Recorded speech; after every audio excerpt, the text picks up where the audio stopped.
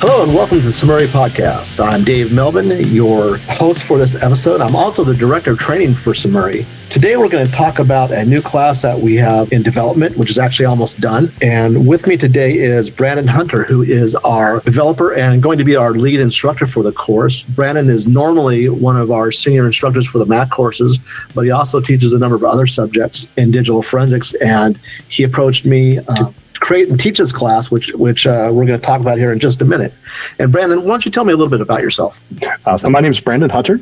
My full-time day job, I manage the digital forensics lab for the Alaska State Troopers. And I've been doing digital forensics now in Alaska since 2007, about 16 years of experience doing this. And over that time, seem to have encountered most every challenge, worked through a number of them. I'm still facing a lot of them, but really have gotten to a point where I really like to share that information and that knowledge with other people.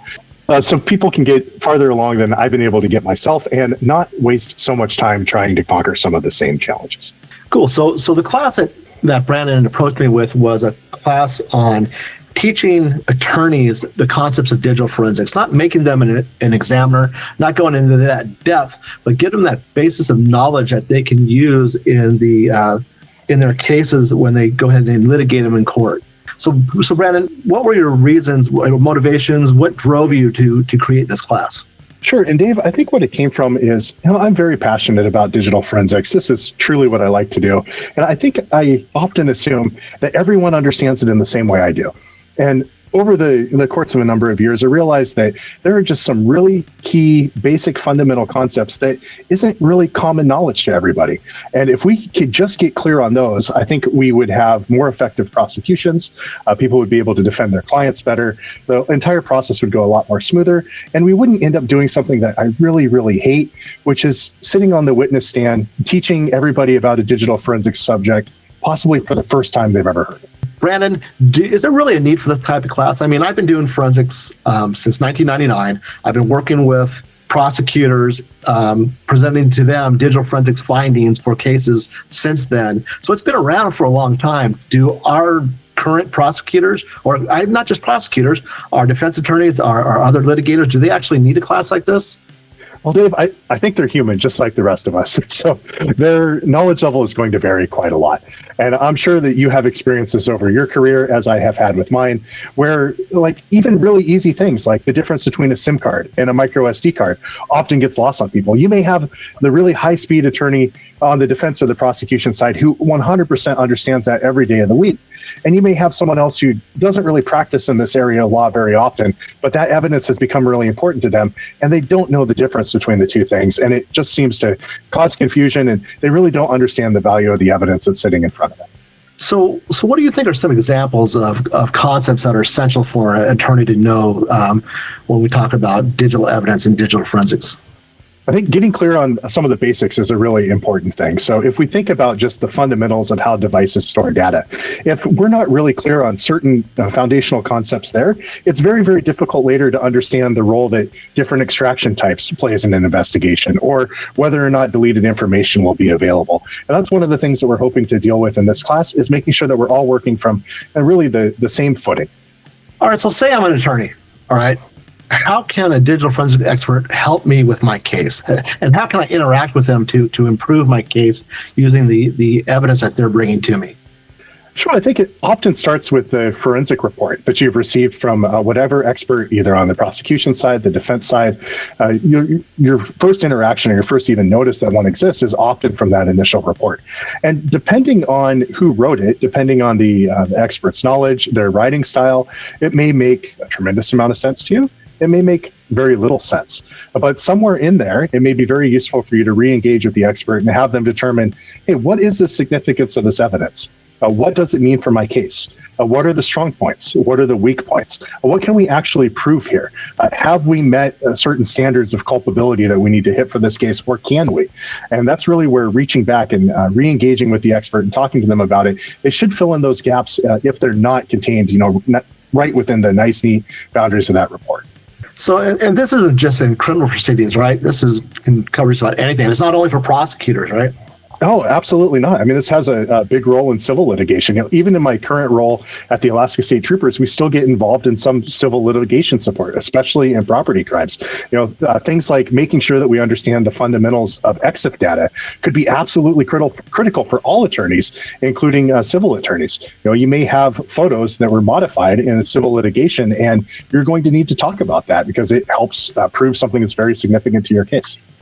So why don't you tell me a little bit about the actual structure of the class? How is it going to be presented? What are you going to cover? Yeah, we're trying to take a ground-up approach. So we want to start with those foundational concepts. So we would talk about what types of storage devices are out there, making sure we kind of understand the different generations, the size capacities, how much information they can store, and maybe if there's something key about those that could be really important to an investigation or a case that you're working on.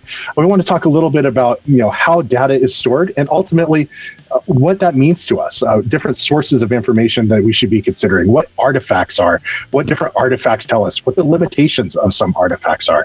So once we understand those foundations, we can start moving into the kind of more wider world of digital evidence itself, where we can start talking about how that can apply to a case, the role of different collection types when we're dealing with evidence, and the limitations that some of those have. Things that you may want to keep in mind, like when you're receiving information, what you might need to know just to handle it effectively. And then once we're done with that, then we can talk about digital forensics, which is bringing that digital evidence into the courtroom. And in that part, I really like to guide people through the entire process and understand how at any stage in the process, if things fall apart or if things go very well, either have a strong case or you have a weak case or you have something that needs a little bit of work to build it up. Outstanding.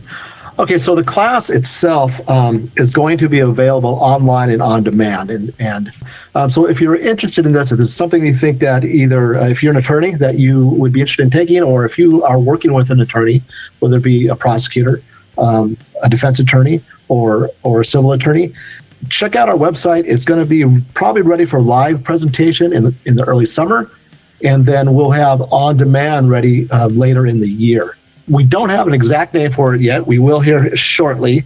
We're actually bouncing different names off of it. Right now, I think Brandon and I are leaning toward the essentials of digital forensics for litigation. Kind of long, but I think it covers what we're talking about. But everybody at work right now is kind of has a pool going to see what is going to be the actual name for the class. So once we get that, we'll post it up on the website and we'll post it up in the newsletter and let you know. But please look for this class. It's going to be outstanding. As I said, Brandon is just a phenomenal instructor.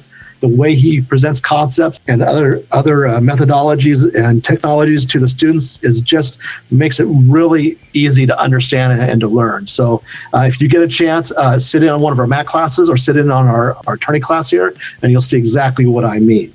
So I will need to do a training pitch. Otherwise, my executive staff will probably get upset with me. So really quick, we have a number of classes going on this year for the rest of the year. We're going to be at IASIS. Both myself and Steve will be at IASIS, and also Brandon will. Brandon's going to be is a course developer for IASIS and also is one of the instructors for one of the modules. I'll be working on the staff behind the scenes, and Steve will be teaching both of our MAC courses there in Orlando, starting actually in a little over a week.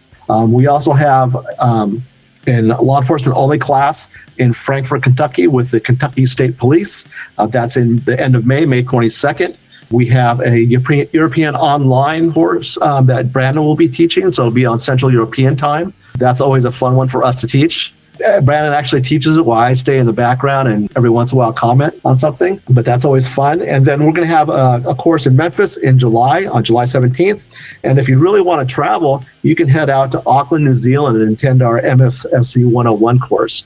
And that's in August 14th. And then for 201, again, we're teaching 201 at IASIS, and we'll also be teaching an online 201 class on July 10th. Okay. We have some other classes coming about where they're still in preparation mode and planning mode. Just keep checking our website. And with that, I want to say thank you to Brandon for joining me today on the podcast. Thank you for the class. It's going to be outstanding. I hope everybody has a good day and be safe. Thanks, Brandon. Yeah, thanks, Dave.